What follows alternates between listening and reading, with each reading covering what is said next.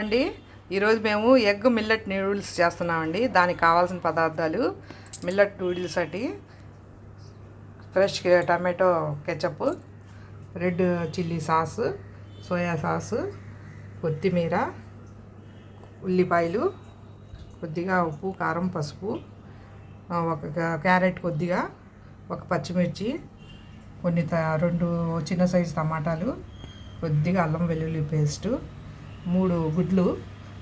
Egg కాకుండా veg చేసుకునే వాళ్ళు గుడ్లు లేకుండా కూడా చేసుకోవచ్చు. కొద్దిగా నూనె. ముందుగా కడాయి పెట్టుకొని పొయ్యి మీద వాటర్ బాయిల్ చేసుకొని ఆ నూడిల్స్ ఉడికించుకోవాలండి. ఇది కట్ చేసిన తర్వాత అండి దీంట్లో మసాలా ప్యాకెట్ ఒకటి ఉందండి.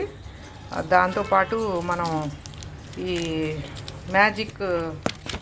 మ్యాగీ మ్యాజిక్ మసాలా ప్యాకెట్ ఉంది కదండి, అది కూడా వేసుకుంటే బాగా టేస్ట్ వస్తుందండి. వేసేస్తున్నానండి. నేను ఒక ప్యాకెట్ సరిపోదని 2 ప్యాకెట్లు వేస్తున్నానండి. ఒక ప్యాకెట్ సరిపోదని 2వ ప్యాకెట్ కూడా వేస్తున్నానండి. నేను కొద్దిగా దీంట్లోనే కొద్దిగా సాల్ట్ వేసి ఉప్పుతో పాటు కొద్దిగా నూనె వేస్తానండి. ఇవి అతుక్కోకుండా పొడి పొడిగా ఉంటాయండి. కొద్దిగా నూనె.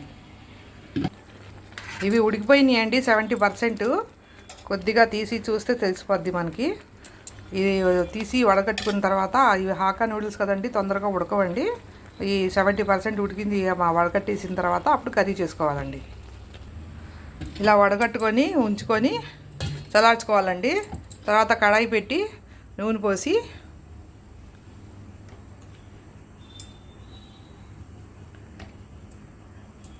ఎగ్స్ అవన్నీ వేసుకొని వేయించుకోవాలండి. ముందుగా ఉల్లిపాయలు వేయించుకోవాలి.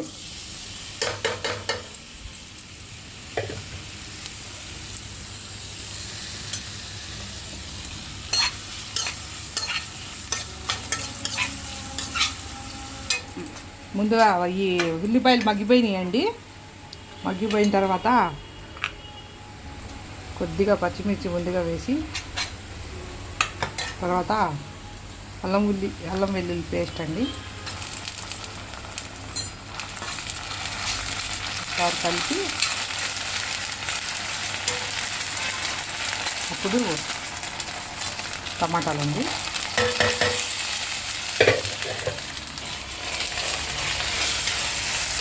టమాటాలు వేసిన తర్వాత క్యారెట్ అండి.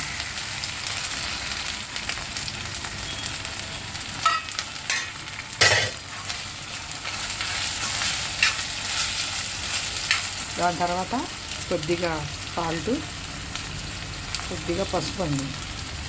కారం తర్వాత వేయాలండి. ఇవి బాగా క్యారెట్ ముక్కలు, ఈ టమాటా ముక్కలు అన్నీ మగ్గిపోవాలండి బాగా. అప్పుడు లాస్ట్లో మనం ఎగ్స్ వేయాలండి.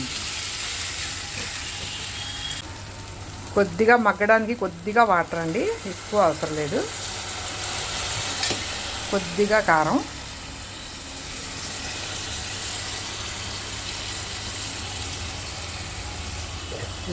సన్నని సగం మీద పెట్టేసి 5 నిమిషాలు కుక్ చేస్తే ఇవి క్యారెట్ ముక్కలు, టమాటా ముక్కలు బాగా మగ్గిపోతాయండి. ఇప్పుడు గుడ్లు వేద్దాం. ఇప్పుడు ఈ క్యారెట్ టమాటాలు మగ్గిపోయినాయి కదండి, మనం ఈ గుడ్లు పగలగొట్టి వేయాలండి.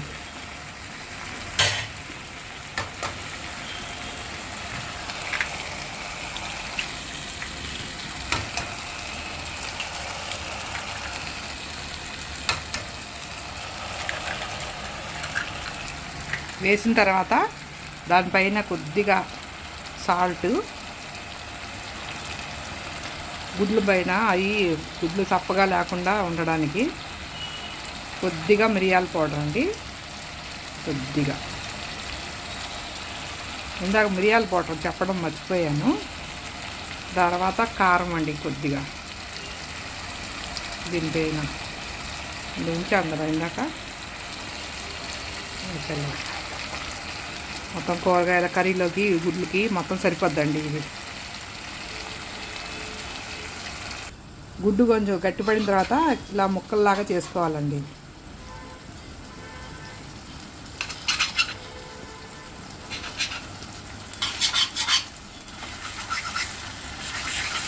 తింటున్నప్పుడు కోడిగుడ్డు ముక్కలు ముక్కలుగా వస్తుంది కదా, అప్పుడు కొంచెం బాగుంటుంది టేస్ట్.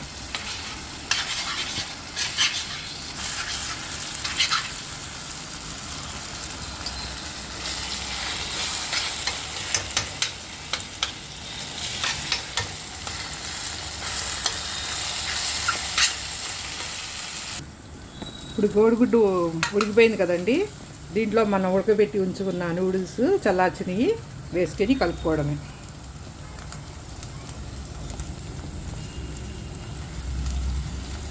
రెండు ప్యాకెట్లు కదండి, ఒక ప్యాకెట్లో కూడా చేసుకోవచ్చు.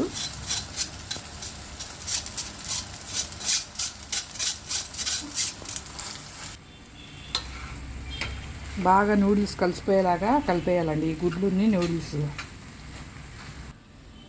ఇప్పుడు నూడిల్స్లో ఉన్న ప్యాకెట్లు కూడా కట్ చేసి పైన చల్లుకోవాలండి.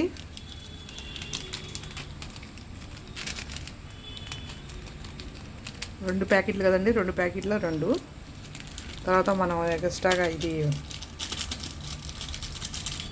మ్యాజిక్ ఉంది కదా, అది కూడా చల్లుకోవాలి.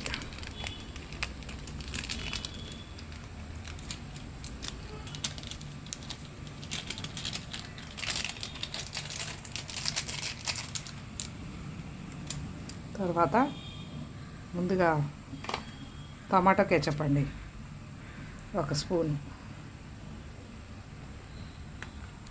వేసుకోవాలి.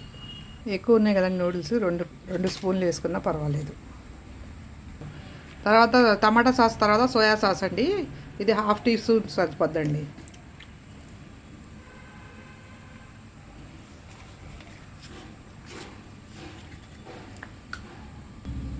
దాని తర్వాత రెడ్ చిల్లీ సాస్ అండి, ఇది 1/2 టేబుల్ స్పూన్ సరిపోద్ది. 3 వేసేసి బాగా కలపాలి, బాగా కలపాలండి.